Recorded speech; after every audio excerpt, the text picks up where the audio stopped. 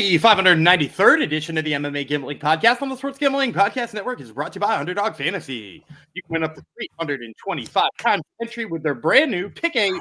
Sign up today with promo code MMA SGPN to claim your special pick and first time deposit offer of up to $250 in bonus cash. That's UnderdogFantasy.com, promo code MMA SGPN. We're also brought to you by Rhythm. Get the best data-driven props and picks. Rhythm. Claim your 7-day free trial today by going to sportsgamblingpodcast.com/rhythm. That's sportsgamblingpodcast.com/RITHMM.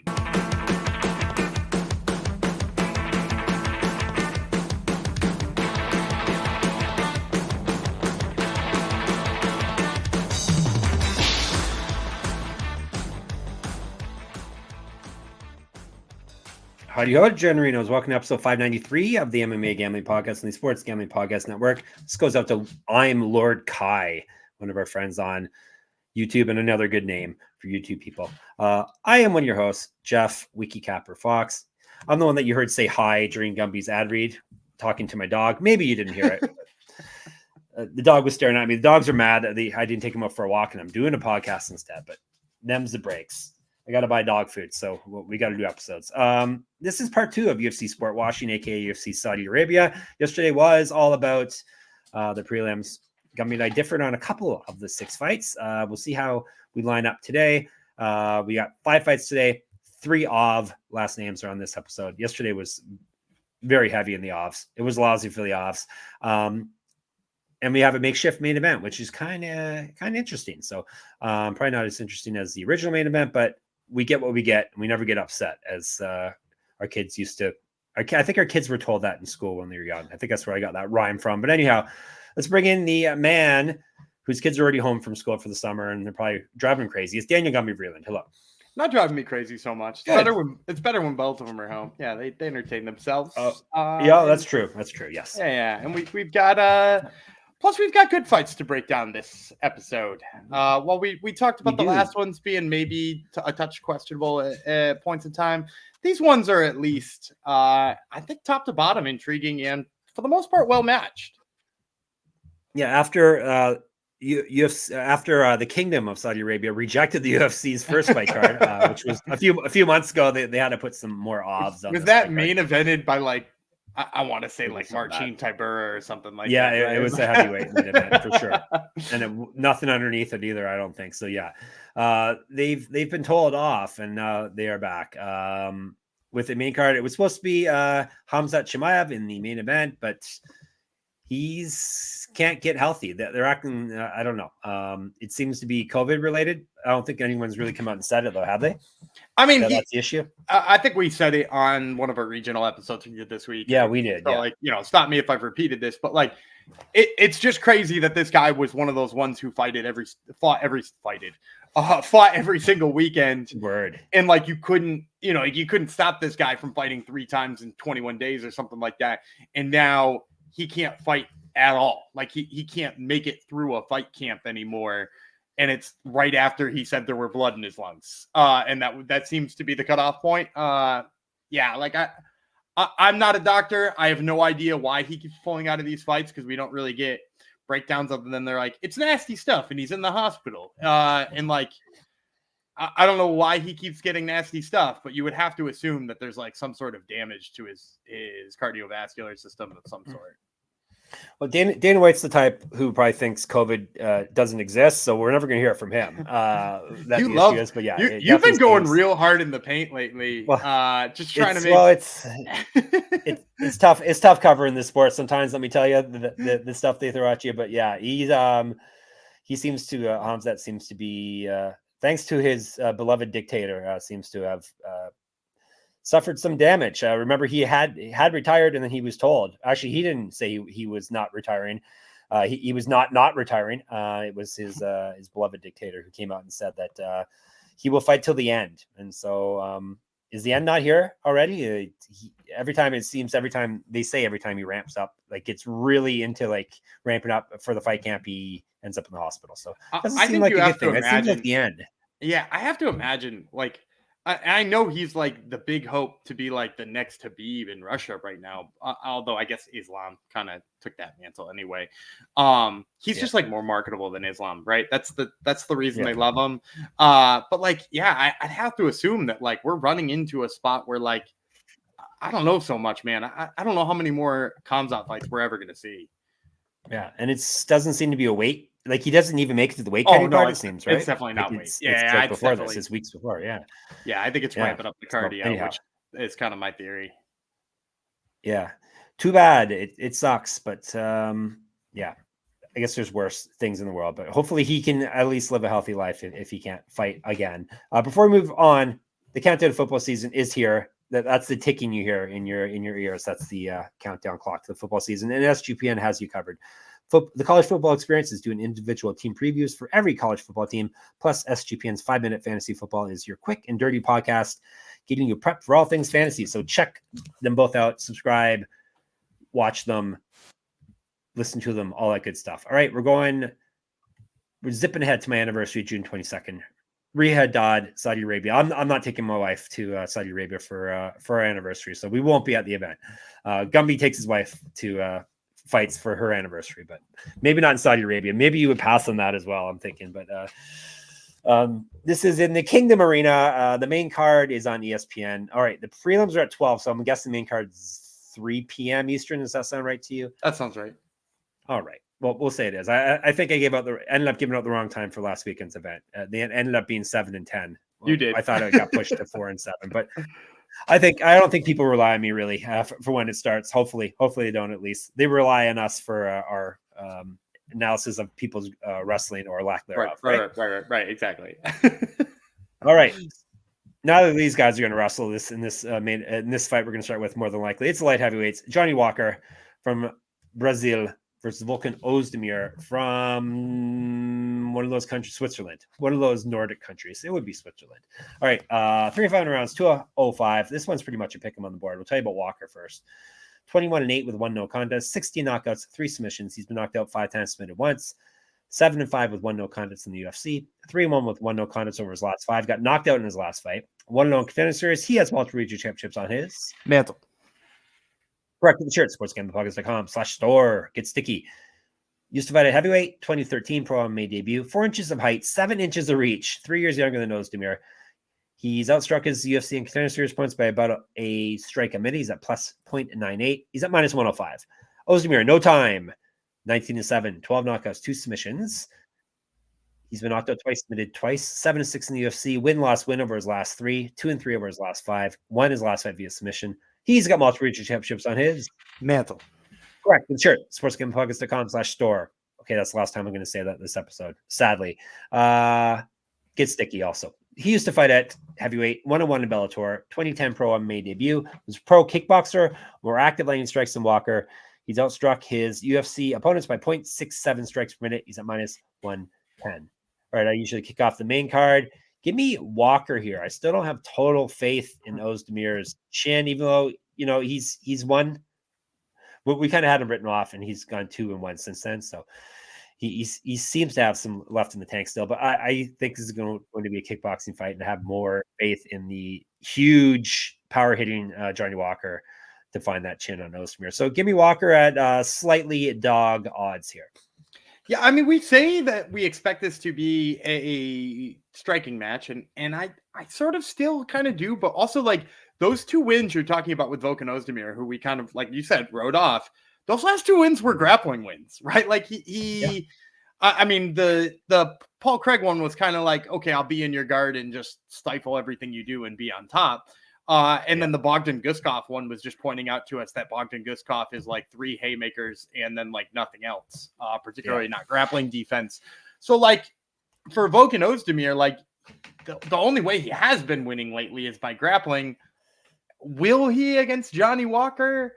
I don't know. Can he against Johnny Walker? Also don't know. But to your point, if this does stay on the feet for any sustained amount of time, I do favor Walker. He's longer. He uses his range better. Oezdemir does generate a lot of power, and Walker's been knocked out sometimes. But like most of that power comes in like really confined spaces. And one of the things I will say since he's moved to SBG over in Ireland is he has done a little bit better of a job of like maintaining space and staying away from people. So I'm with you on this one. I'm going to take Johnny Walker. I think if you're looking for a way to play this with no faith in either of them, probably the under, right? Like we're probably just looking at under a round and a half or under 2.5, depending on your appetite for risk.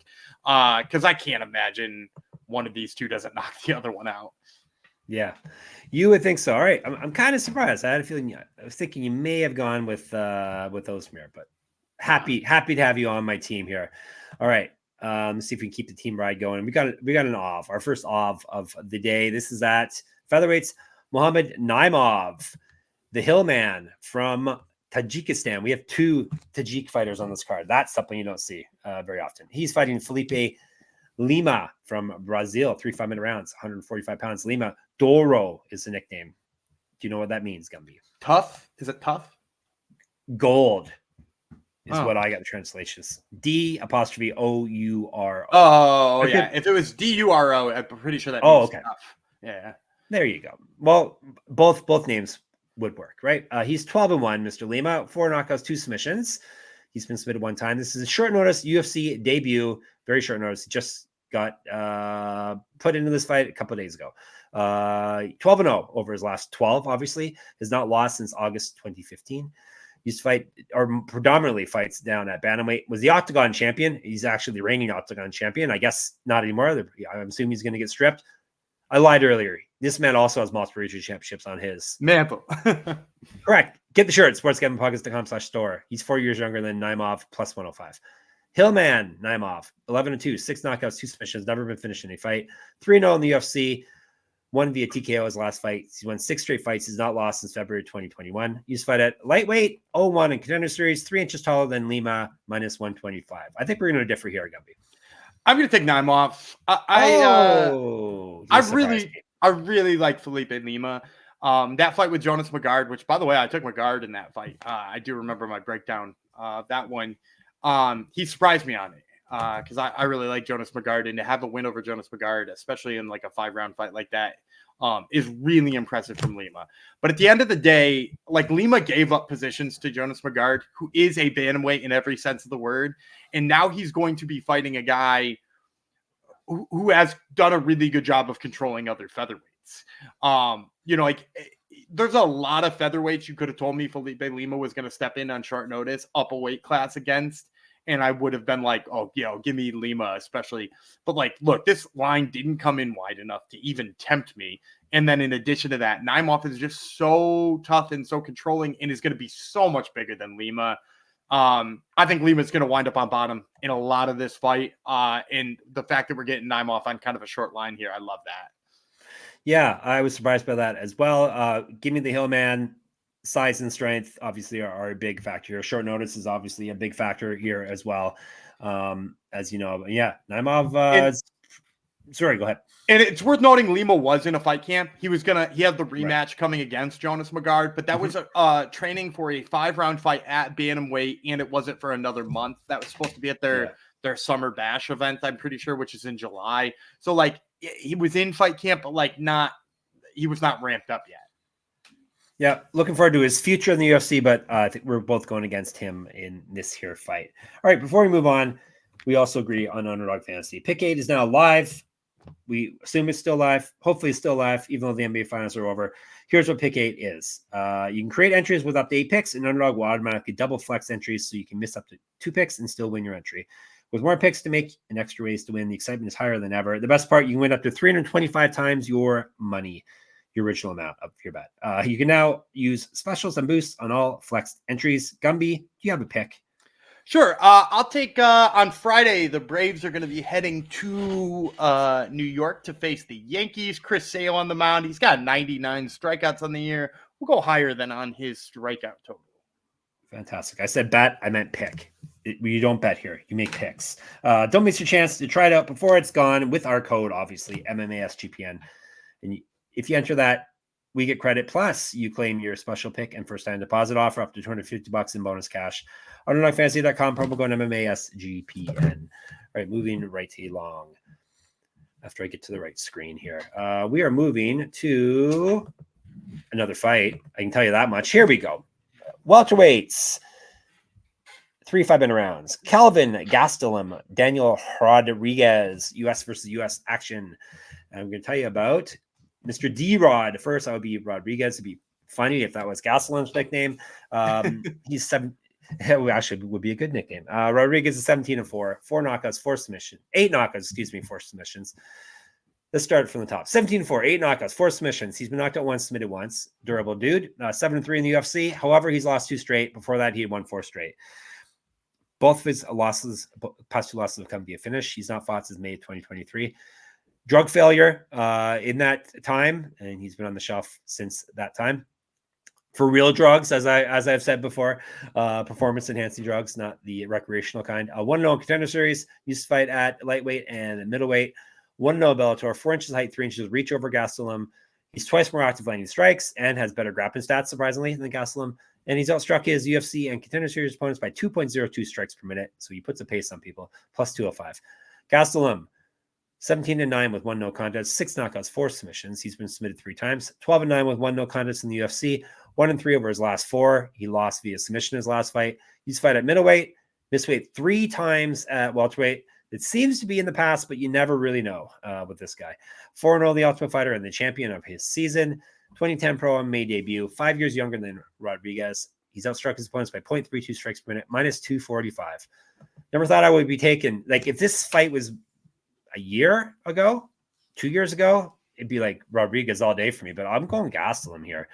Rodriguez seems to have hit the wall and crashed, especially now that he's getting popped for stuff.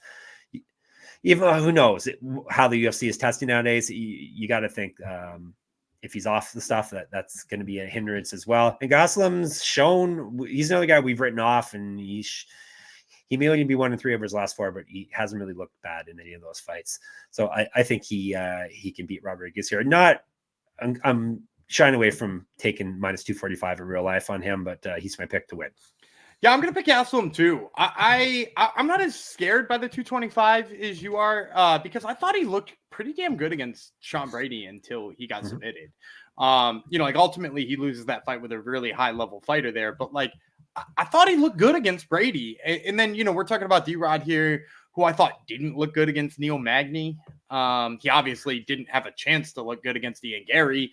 And then, like, I'll also say this, to your point, a year ago, maybe this is a fight where we look and we're like, oh, Daniel Rodriguez is hot right now. I've always kind of had him in that, I call it the Max Griffin, Nico Price, Alex Morono tier of just barely outside of the top 15 gatekeeper types.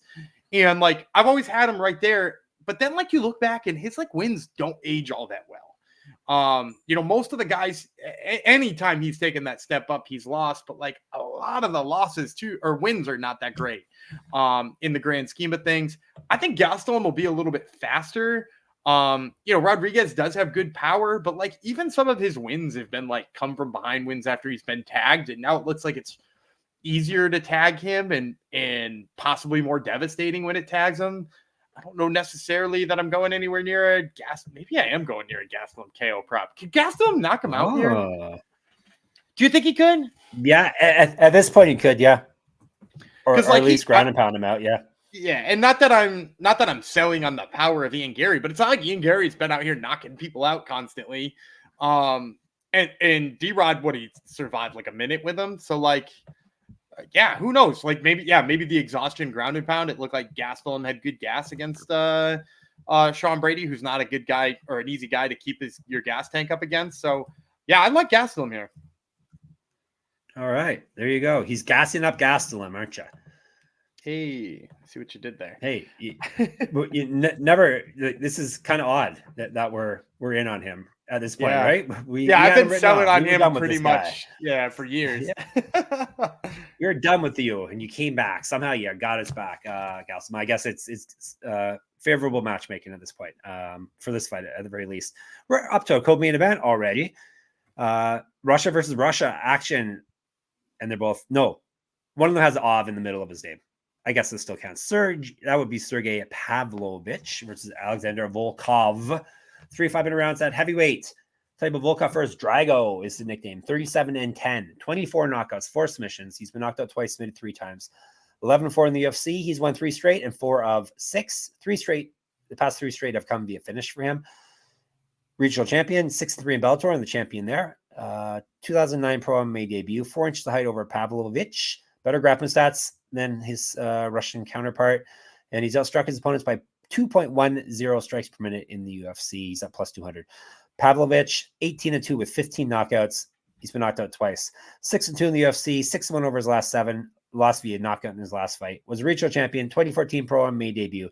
4 inches reach over Volkov, 4 years younger. More active landing strikes than Volkov. He's outstruck his UFC opponents by 3.6 strikes per minute. He's a Wushu Sanda champion, and he's at minus 225. I'm going to go Pavlovich. I think we're looking at a couple of guys who are big, tall Russians who hit hard. And one of them's chin has been questionable in the past for me in Volkov. I think Pavlovich is stronger. Do you think Pavlovich would try to wrestle at all? That's like the tough piece for me here. Maybe because of the size he's up against, perhaps. Yeah. Can we at least say that, like, guys? Can we at least say that he's got that ace in his hole? Like, and I know his wrestling hasn't looked good in the past. Like, Overeem took him down and beat him up, but like that's been a path to get past Volkov, right? Like in everybody, you go back and you could take, what was it, Curtis Blades, who beat him up that way. Tom Aspinall beat him up that way. If you want to go way back, he lost the Bellator tournament champion there to the other big Russian fella that way. Like, Volkov has lost a bunch of times by like bigger, stronger dudes wrestling him. So like, I feel like Pavlovich has that there. And not that we see very much of that from Pavlovich, but I think he has that option. And then in addition to that, I just think he hits harder. And like, not that Volkov doesn't hit hard or doesn't like go into exchanges with intention, but like, I don't know. I'm just not like overwhelmed by Volkov's power at any point in time. And this is a fight that I largely think is just going to be decided by like who hits the bigger, harder shot first. And I tend to lean that Pavlovich will do that. Yeah, I have more faith in Pavlovich as well. He has never hit a takedown in the UFC, so it would be a first if he does it. But as you said, that's been a path to victory for fighters against Volkov in the past. So maybe we're blowing up his spot here and letting the cat out of the bag, and Volkov's camp's going to say he's going to wrestle you. We shall see. So we're both in on Pavlovich here. We're up to the main event. Robert Whittaker, Australia versus Ikram Aliskerov, a fighter who we just spoke about for last week's event. He's from Russia. This is 5-minute rounds at 185 pounds. Tell you about Aliskerov first. He's 15-1, 6 knockouts, 5 submissions. He's been knocked out once, 2-0 in the UFC. Technically, this is short notice for him. He was prepared for a fight last weekend, though. So it's not like he should be out of shape or anything, but different fighter, different part of the world, much different from Las Vegas, and 5-minute rounds as well. He was not in the main event last weekend. So some things to keep in mind. Aliskerov has won 7 straight fights, 3 straight via finish, 1-0 contender series. He's missed weight twice. That's another thing to keep in mind here. Because he probably would have cut weight last weekend, and then he's gonna have to cut weight again this week because he would have put weight back on. You would think he's not going to stay down at his fighting weight for over. Do you think he probably didn't get to the full cut? Right, I don't think he got to the full weight cut last week. Probably like not. His weight was probably down, but he was probably probably away from it. Yeah, this was when 2 days out from around then. It was after we had recorded, right? Yeah, or was it? Yeah, no, it wasn't after we recorded. We didn't break down his fight. We didn't break down that fight. Okay, all right. Anyhow, you're right. You probably didn't. Oh no, we did. We did. It was in a recommended place. You're right. Okay, you're right. Yeah, it was right. after Wednesday. It was Thursday. He got pulled. Yeah, so maybe he would have been into his weight cut by Thursday. You would have thought. So anyhow, something to keep in mind here. It may not make a difference. 2012 Pro MMA debut. He's 2-time Sambo world champion, or gold medalist to be more precise. He's outstruck his UFC opponents and contender series by 1.09 strikes per minute. He's 3 inches of reach over Whittaker, 2 years younger, more active landing strikes than Whittaker, plus 130. Whittaker, the Reaper, or Bobby Knuckles, preferably Bobby Knuckles. 25-7, 9 knockouts, 5 submissions. He's been knocked out 3 times, submitted once. 16-5 in the UFC, and the former champion of middleweight. Lost win over his last 4. 2-0 in the Ultimate Fighter, and the champion of that as well. He's fought at welterweight. That was the Ultimate Fighter era. a regional champion, a wrestling champion, a 2009 Pro MMA debut. He's outstruck his UFC opponents by 1.12 strikes per minute, minus 148. Give me Whittaker here. I probably would take him on a full camp, whether Aliskerov was on a full camp preparing for him or not. We're getting him for a good number here as well. A better fighter, and he's actually shown he's got a bit left in the tank here. I think he beats fighters on Aliskerov's level still at this point. Interesting matchup for sure, but there's just too many unknowns with this at this point. With Aliskerov, as I mentioned, the short notice, the weight cutting, the having to travel, having to postpone his last fight, having to prepare for a new opponent, having to fight an extra 2 rounds perhaps. So there's a lot of things here, and fighting the toughest fighter he's ever fought in his life. So I like Whittaker, and I like the number we're getting. I'm gonna go Aliskerov. And just a little peek behind the curtain here. I was going to take Robert Whittaker against Khamzat Chimaev. I know he was like plus 200 in that fight.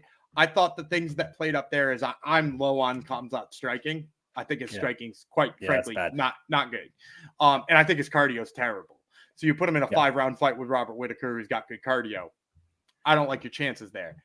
The thing about Aliskerov is his striking is quite a bit better. His cardio is quite a bit better. And I actually think his submission skills are quite a bit better.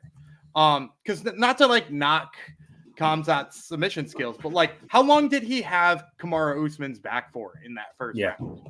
And he's dry, right? That's the ideal time to try to slip a choke in there. He's dry. He can't get away. And he just stood on his back for 4 rounds and couldn't get the finish. Now, obviously, it's Kamaru Usman. But it was Kamaru Usman up a weight class on short notice, and he couldn't get the finish. And Aliskerov goes and gets those finishes. Those are the types of finishes Aliskerov gets. And I don't know that we've seen Robert Whittaker fight somebody with the wrestling of Ikram Aliskerov, right? He fought Paulo Costa, but does Paulo Costa wrestle like Aliskerov? No, definitely not. And he doesn't have the submission skills that he does. I like Aliskerov here. I think his submission skills play up. I think he's a touch better of a striker than Khamzat. I think his cardio is good enough. Obviously, I have some concerns based on the things that you said before. The travel, the second weight cut, I stopped the fight camp and started it back up and changed opponents. But I do think those skills play up. I think he's the real deal. And I'm going to go with Aliskerov here. All right, if Gummy's right, we're going to have a new top challenger at middleweight. If he knocks off Robert Whittaker and he's undefeated in the UFC, then he gets himself pretty much to the front of the line, especially at middleweight. All right, let's recap, and then we'll give you our fancy plays. I have the main event. I have Whittaker. He has Aliskerov. Both have Pavlovich. Both have Gastelum. Both have Naimov. We both have Walker. All right, before we give you our fancy plays, let me tell you about Rhythm. If you're betting on player props and you need to download Rhythm, Rhythm is the go-to sports betting tool that transforms complex data into actionable insights, empowering bettors with smaller, data-driven decisions.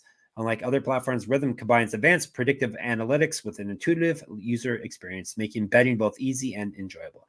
Rhythm's predictive models were born from the brains of MIT data scientists and quants with over 3 years of data that help drive you to better AI-backed betting decisions. Plus, it's never too early to start your NFL projections. Football countdown is on. Claim your 7-day free trial today by going to sportsgamblingpodcast.com/rhythm. That's sportsgamblingpodcast.com/RITHMM. All right, back to the MMA. Time for our fancy plays, locks, dogs, props, parlays, all that fun stuff. I believe it's my turn to go first this week. We'll see if Gumby has me all figured out or not, like he usually does. For my lock, give me the Hillman Naimov. I was surprised by the number we got him at. It shows the respect, I guess, that Lima's getting from his work on the regional scene. But we just told you why we both like Naimov here, and I especially like the minus 125 we're getting on him. Ditto. Yeah, Mohamed Naimov. There's a lot of big lines here that I don't even like as much as I like Mohamed Naimov. We mentioned a bunch of prelims. Getting Renat Fakhretdinov at negative 333. I'm less confident in Renat than I am in Naimov here. So yeah, I'll take Naimov 125. I have a feeling you may have the same dog as me too. Kyung Ho Kang plus 136. I do. Kyung Ho Kang. All right. Why is he a dog? Yeah. It's perplexing. Yeah, yesterday we spoke about that. Yep. Yeah, but get in on that one. Yep, for sure. I'm taking a play I haven't made before. I'm taking Walker and Oezdemir under 1.5 rounds. Gumby put that in my head, and I like that play more. I was going to take Walker via knockout, but I like this one a little bit better. Worse odds is plus 126. Walker via knockout was over 200. But I like the chances. As you said, Walker has been stopped before as well. So it's kind of hedges my bet that way. So Walker Oezdemir under 1.5 rounds plus 126. I'm going to take an under as well. I'm going to take the main event under between Robert Whittaker and Ikram Aliskerov. The under is set at 2.5 rounds right now, and you can get that at plus 120. I think, if you like Aliskerov, the idea of him getting an early submission is right there. I think you could see some ground and pound action from him. I also think if you're worried about him tiring out because of all the things you said, Whittaker will probably get to him before then. So say that this fight doesn't get halfway through the third. I like that at plus money. Wow. Not only are you picking Aliskerov to win, you think he's going to finish him too. Interesting. Well, and I think it's a way to safeguard yourself if you already like the Aliskerov play too. Yep. Both have Naimov, both have Kang. That's our locks underdogs. He's got the main under 2.5. I have the opener of the main card, Walker Oezdemir, under 1.5. All right. Argument Junk Superfan Parlay, 2-fight parlay. It's going to win us mucho money. Gumby, go ahead. So I mentioned I like Kelvin Gastelum's KO here. I think there's a good chance he finds that chin at Daniel Rodriguez, either by ground and pound or by a big bomb here. You could get that right now at plus 350. So if we're going to build a mega parlay here, that would be the best way to start it. And then I'm going to go to the play that I liked earlier. We talked a lot about liking Kyung Ho Kang on yesterday's episode. Kyung Ho Kang has 12 submissions in his career. Muin Gafurov is coming off of being submitted in like 1 minute and 16 seconds. His sub prop is plus 500. And I don't know how you do that. So if we're going to build a mega parlay, let's put Kelvin Gastelum's KO prop, Kyung Ho Kang's submission prop. It's 26-1. All right. Ooh, 26-1. Gotta like that. All right. It's going to hit this week. Guaranteed. All right. If you want to talk more fights, get in the Discord, sportsgamblingpodcast.com/Discord. We're in the fights channel there. On Twitter, SGPN MMA. He's at Gumby Vreeland. I'm at Jeff Fox Writer. Jeff Fox Writer on Instagram as well. Get in my Substack. Enter my free pick'em. Enter your picks into that. That's at moneymma.substack.com. Listen to Gumby interview interesting people in MMA at Top Turtle MMA Podcast. Tell the people who is on this week. LFA champ Shannon Clark, who is going to be fighting on Contender Series, and Steven Asplin from this week's LFA. Perfect. Get that in your ears. Top Turtle MMA. Subscribe to our YouTube, please and thank you. That would be MMA Gambling Podcast, obviously. And of course, we're at sportsgamblingpodcast.com, sportsgamblingpodcast.com/store, sportsgamblingpodcast.com/Patreon. Going to be back with more regional plays next week. We got a couple of PFL episodes Sunday, Monday, and then we got Invicta, the return of Invicta on Tuesday. So it should be a fun kickoff to the week starting on Sunday. But Gumby will bid you farewell until then. All right, I'm Dana Gumby Vreeland. He's Jeff D. Rod Fox, and we will see you on Sunday.